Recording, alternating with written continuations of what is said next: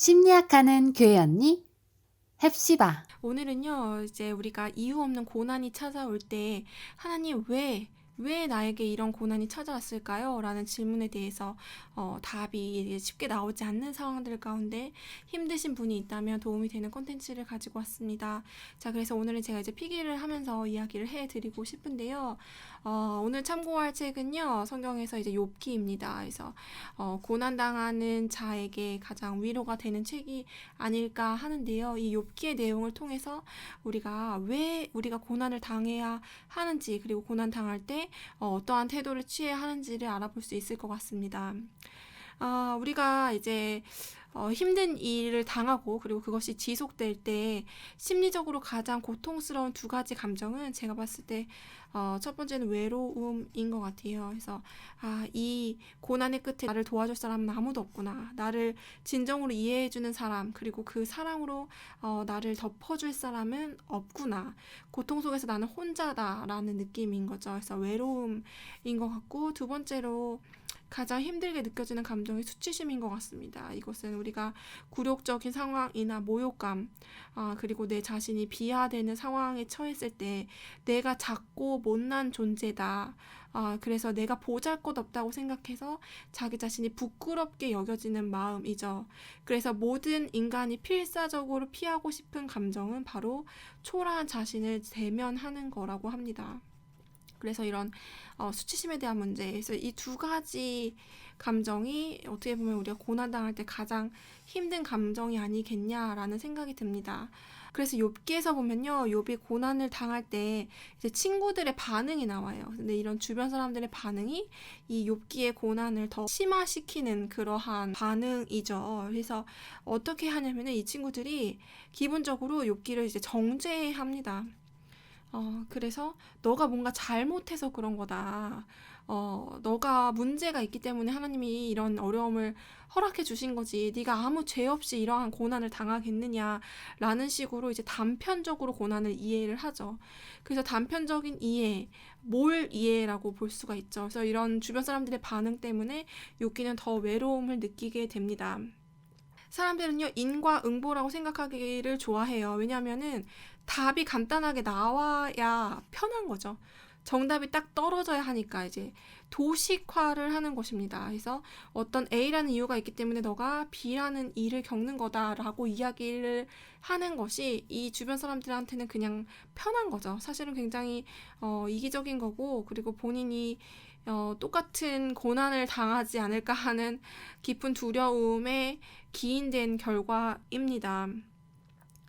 그래서 위로가 필요할 때 오히려 냉대를 하고요, 외면을 하고요, 그리고 이제 질책까지 하게 되는 것이죠. 그래서 욥은 깊은 외로움을 느끼게 되었습니다. 이 상황들 가운데 가장 힘들었던 것 중에 하나는 내가 믿었던 하나님마저도 침묵하신다라는 감정이었겠죠. 그래서 그 외로움은 더 깊어져만 갔습니다. 자, 그리고요, 수치심을 또 대면하게 되는 것이죠. 그래서요, 내 자신이 너무 이제 초라하게 느껴지고, 내가 이제 보잘 것 없는 존재이다라는 생각이 들게 되는 것이죠. 그래서 주변 친구들은 나를 향해서 고개를 흔듭니다. 그래서 쯧쯧쯧 비웃고, 업신 여기는 그러한 상황인 거죠. 그러한 주변 사람들의 눈빛과 태도를 느낄 때 내 자신이 굉장히 수치심을 느끼게 되죠. 내가 무엇이 문제가 있는 것이 아닌가? 내 자신이 하나님 앞에 설 수 없는 존재인 것이 아닌가 해서 내 자신이 부끄럽고 초라하게 느껴지는 것이죠. 네, 그래서 이런 감정을 느끼지 않기 위해서 욥은 이제 친구들한테 같이 이제 분노하기도 하고 억울함을 토하기도 하고 이렇게 감정적으로 격한 반응을 하기도 합니다. 네, 그래서요, 고난을 통해서 내가 굉장히 이제 모욕을 당하고 그리고 이제 비하를 당하는, 그래서 내 존재 자체가 어떻게 보면 굉장히 낮은 자리에 처하게 될 때 느껴지는 감정이 이제 수치심이라고 볼 수가 있습니다. 자, 이 두 가지의 감정을 그러면 어떻게 해결을 하나, 결국엔 이제 욥의 마지막 결론을 보면 우리가 알 수가 있는데요. 하나님이 욥한테 이야기하신 결론은요, 제가 왜 이런 고통을 당해야만 하나요? 라고 물었을 때 결국 하나님이 그 왜라는 이유를 이야기하지 않으시는 걸로 끝난다는 것을 꼭 기억을 할 필요가 있습니다. 그래서 우리가 고통을 당할 때 하나님은 하늘에 계시고 나는 땅에 있다라는 우리 인간됨의 위치를 발견하는 것이 굉장히 큰 목적 중에 하나인 거란 생각이 들고요. 그리고 우리가 땅에 있기 때문에 그 이유를 다 우리의 머리로 헤아릴 수 없더라도, 그렇더라도 하나님께 그 고난에 대해서 올바른 태도를 가질 수 있다라는 것이 이제 어떻게 보면 욥기의 결론이라고 볼 수가 있습니다. 그래서요, 전적인 순종을 배워가는 과정이다라는 것이 이제 욥기의 결론인 거죠.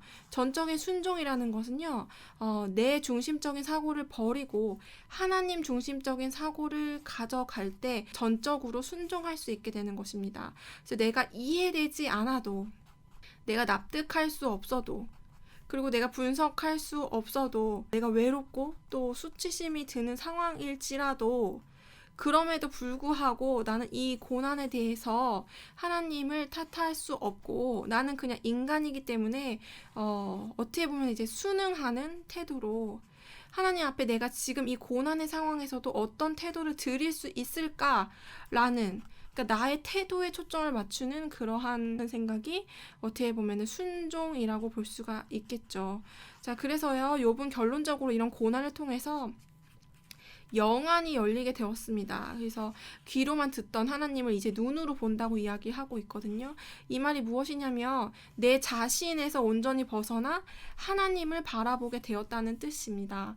자, 그래서요, 우리가 고난에 대해서 하나님은 그 어떤 인과 때문에 응보를 당하는 것이 아니다. 그래서 어떤 이유 때문에 네가 꼭 벌을 받는 것이 아니다. 물론 그런 경우도 있죠. 그런 경우도 있지만 이 욥기에서는 그러한 상황이 아니라고 분명히 이야기를 하고 계시고요. 그럼에도 불구하고 이유를 알려고 노력하기보다는 너의 태도, 나를 향한, 하나님을 향한 나의 태도가 어떤지, 그 태도를 점검하는 것이 더 바른 자세다라는 것이죠. 그래서 하나님에 대한 전적인 순종을 배워가는 과정이 이 고난의 과정이었다라는 것입니다. 우리가 사실요, 고난을 당할 때 이유를 안다고 해서 우리의 이 외로움이나 수치심이 해결되는 것이 아니에요. 우리가 결론적으로 우리한테 정말 필요한 것은요, 하나님이 나를 사랑하신다는 그 믿음, 하나님의 응답, 하나님의 사랑의 언어가 있으면 우리가 이 고난을 이겨낼 수 있는 것입니다. 왜냐하면 우리가 고난 때문에 진짜 힘든 이유는 처음에도 이야기했듯이 외로움과 수치심 때문인데, 이것들이 하나님의 사랑의 언어가 있을 때, 하나님의 사랑이 느껴질 때는 온전 해결함을 받기 때문에 고난의 이유는 굉장히 부차적인 것이 된다는 것이죠. 그래서 하나님의 사랑을 해서 그 관계가 회복이 될 때 고난의 이유는 그다지 중요하지 않게 돼 버리는 것입니다. 그래서요, 결국에는 고난을 해결할 수 있는 유일한 방법은 관계 속에 있는 것 같습니다. 우리가 이제 외로울 때요, 고통이 경감되는 가장 좋은 처방은 누군가 내 마음을 알아주고 너는 혼자가 아니야 라면서 그 아픔을 내 아픔처럼 함께 줄 때이죠. 본능적으로 어려움을 당할 때 내 고통을 타자화하려고 합니다. 이 타자화라는 게 무슨 말이냐면은 내 고통이 아니고 다른 사람의 것인 것처럼 여기고 싶어 하는 것이죠. 그래서 내 고통과 내 자신을 계속 분리하려고 하면 너무 어려운 거예요. 괴리감이 느껴지는데, 이럴 때 그 고통을 함께 끌어안고 너의 고통을 내가 이해한다 라는 어떤 다른 사람들의 관계 속에서 사랑과 위로를 느꼈을 때, 공감을 느꼈을 때 이 외로움이 감소가 되고 내가 비로소 그 고통을 끌어안을 수 있게 되는 것이죠. 자, 그리고요, 수치심을 느낄 때요, 내 자신, 이 모든 것들이 내 자신이 문제다, 내 자신이 보잘것없다라는 것 때문에 부끄러워질 때 결국엔 이것을 해결하는 것도 내 자신이 초라한 모습이 있더라도 그 자체를 끌어안을 수 있는 이제 통합 의 관점으로 갔을 때 진정한 치유가 이루어지는 것입니다. 그래서 이것도 이제 다른 사람들과의 관계를 통해서 해결이 되는 것이죠. 네가 이런 부분을 가지고 있더라도 그것도 너 자신이고, 나는 그런 너 자신을 있는 그대로 정말 사랑해 라는 것들이 전달됐을 때 수치심도 해결이 될 수가 있는 것입니다. 결국에는요, 우리가 하나님과의 사랑, 그리고 성도 간의 이제 성령 안에서의 교제인 관계를 통해서 우리의 고난이 경감 공감되는 효과를 가져오게 된다는 것이죠. 그래서 예수님이 이 땅에 오신 이유는 이제 임마누엘이라고 불리셨잖아요. 그래서 예수님이 이 땅에 오신 이유는요, 우리와 함께 하시기 위해서 오신 것입니다. 고난의 이유를 해결해 주거나 원천적으로 고난을 봉쇄시켜 주거나 고통을 겪지 않게 하기 위한 것이 아니라요. 이러한 상황들 가운데 우리와 함께 하시기 위해서, 그래야 우리가 고난을 이겨낼 힘을 얻을 수 있으니까 그 사랑을 전달하기 위해서 주님이 오신 것입니다. 그래서 여러분들 혹시 지금 내가 왜 이런 고난을 겪어야 하는지, 그리고 왜 그런 일이 나한테 일어났는지 아직도 해결이 안 되시는 분들이 있다면, 왜라는 이유에 집착하기보다는 그 과정 가운데 내가 하나님의 하나님 되심을 더욱더 인정하게 되었고, 그리고 그 하나님께 전적인 순종을 하는 사람으로 변화시키시기 위해서 이러한 고난을 허락해 주셨다라는 관점으로 바라보면 좋을 것 같고요.